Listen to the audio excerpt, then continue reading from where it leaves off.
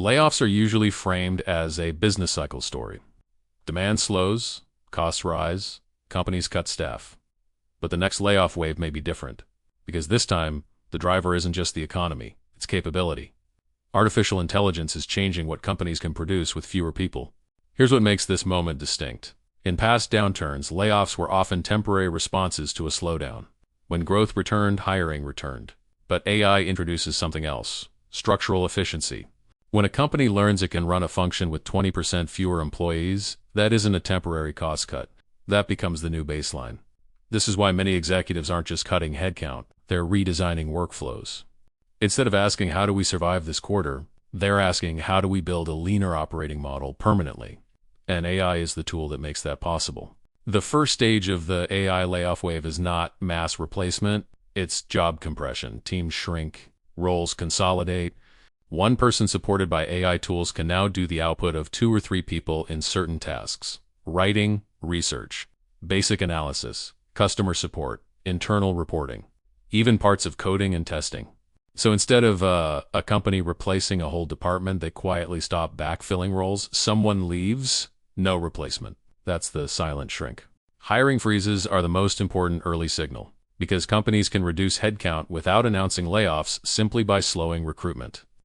That keeps optics clean and reduces morale damage. But it changes the labor market underneath. Now, which roles are most exposed? Not the most creative jobs. Not the most senior strategic roles. The first wave hits roles with 3 characteristics. 1. Repetitive outputs. 2. Digital workflows. 3. Limited differentiation.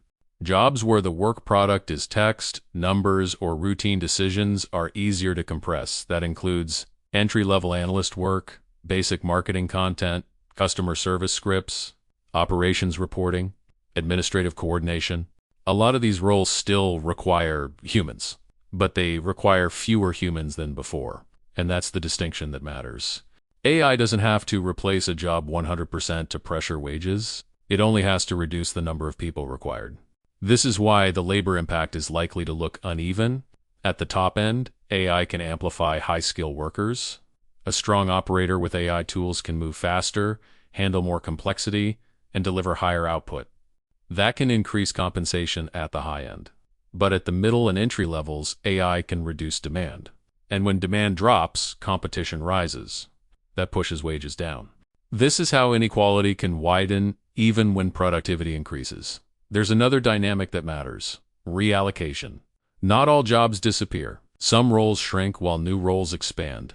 AI governance, AI implementation, automation integration, data pipeline work, security, model oversight, prompt and workflow design inside companies. But the transition isn't smooth. New roles require different skills. Reskilling takes time, and corporate hiring tends to be cautious during transitions. So in the short term, displacement can occur faster than replacement. That's why the next layoff wave may arrive in waves, not as one single event. Wave 1, hiring freezes and silent shrink. Wave 2, consolidation and formal layoffs. Wave 3, restructuring and role redesign. And the timing will vary by industry. Sectors with high administrative overhead may compress faster. Sectors with highly regulated workflows may compress slower. But over time, the pressure tends to spread. Now the key question: what comes next? 3 things. First, companies will reward AI fluency. Workers who can integrate AI into daily workflows will gain leverage. Second, entry-level roles may get harder to access. If companies need fewer junior analysts or coordinators, the pipeline narrows. That changes career progression. Third, labor markets may become more polarized. High-skill, AI-augmented workers move up.